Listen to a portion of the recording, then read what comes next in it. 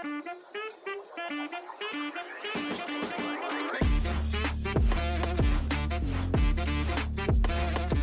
start from the beginning. Over the weekend, we got a complaint or an issue with an account. And after digging in and looking at things, there were some other issues happening that some people weren't doing their job, like their daily responsibilities. And so after we brought it up, and one said, well, that's not fair to myself or Chris that we have to deal with issues over the weekend. It's not fair. It's not the customer's fault. It's our people doing their jobs during the week, or are they just leaving things loose and open, and then we deal with the blowback on Saturday or Sunday? And one, we said in our leadership chat, that's not fair. That's not fair to me. That's not fair to Chris.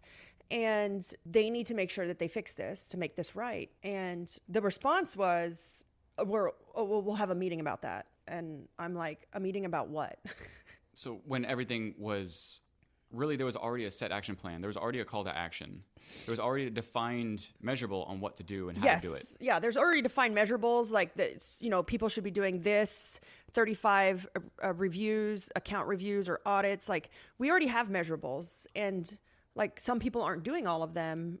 And the response I got from my leadership team is, well, we're going to meet about that.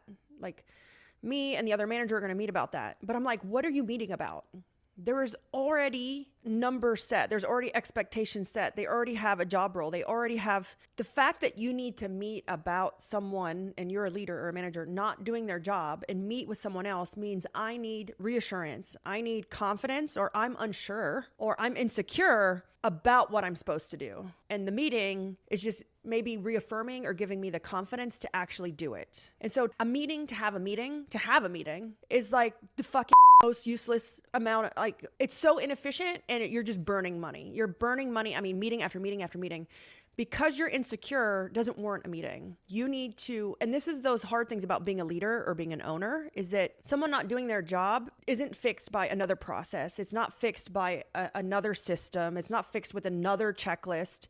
It's that difficult conversation hey, Chris, I noticed blah, blah, blah. What's going on? Is everything okay personally? How are you doing? Is there something I can do to help you do this? Not can I do it for you? Is there something I can do to help you do this, to help you do your job? So the way I'm reading it is meetings are pointless if you have alignment. But the only reason that people hold meetings is when they don't have alignment. Yes. And so alignment is confidence, trust, security in what they know. Well, I did the live the other day on how do you delegate stuff to your executive assistant? Ooh, it's sensitive. Oh, I don't want them to have this. And it's through delegating first a task, then accountability, and then you build the trust, right? And it's the same thing. If you haven't, as a manager, a leader, or an owner, if you have not built the trust, they're not going to listen to you. They're not going to take you seriously. If you haven't built the trust, and if you're just delegating tasks and tasks and tasks, there's no trust there. You have to do first tasks, then responsibilities, and then there's trust, an exchange of trust. But I have to give trust as the owner or the manager or as the leader to even build it. I have to give it. If I'm not willing to give it, it can't be built. And so then you look back and you wonder why is no one listening to me? Why is no one taking me seriously? Well, I haven't built anything. I'm just delegating a whole bunch of tasks, and I expect everyone to do an amazing job and be on board and follow me to the ends of the earth. And then you ask yourself, I see certain people who have great teams, and they do anything and they follow them to the ends of the earth, and I can't get that done. You're not even giving trust. So how could you build it? Yeah. And so from what I've heard is they're only trying to get trust or do something about it one time. Yep. It's like with a relationship. You do it one time for a holiday. Valentine's Day. Oh, call me pretty and buy me flowers and take me to dinner on Valentine's Day. That's one time. That doesn't define a great relationship or building of trust.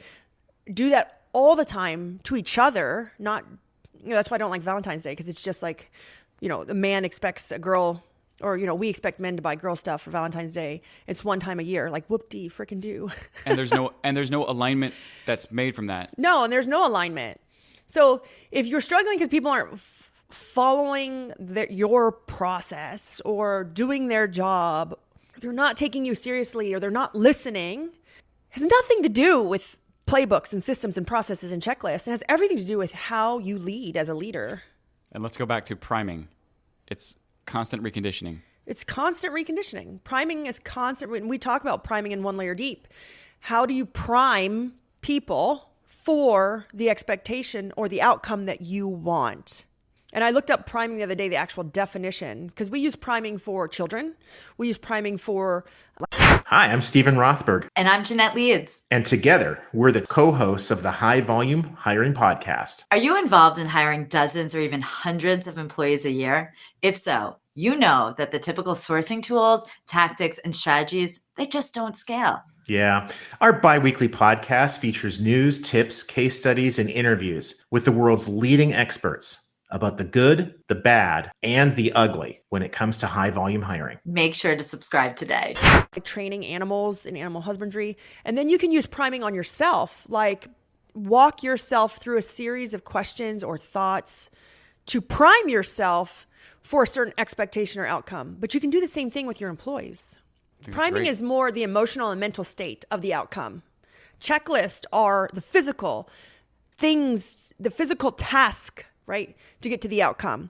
Priming is emotionally and mentally setting them up or teeing them up for the outcome. Two different things. So if you want to manage, create checklists.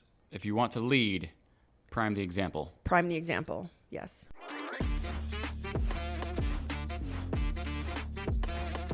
Hiring sucks, right? Sorting through bad applications, ghosted interviews, and wasted time. It's all exhausting. That's why we built WootRecruit, the hiring system designed to attract and convert the right people for your business fast. What are some of the benefits? Well, you get more qualified applicants without lifting a single finger. Increase your show rate, eliminate the worry of ghosting. Track every single step of our process with real-time data. If you're tired of hiring headache, go to wootrecruit.com and let us start filling your open roles today.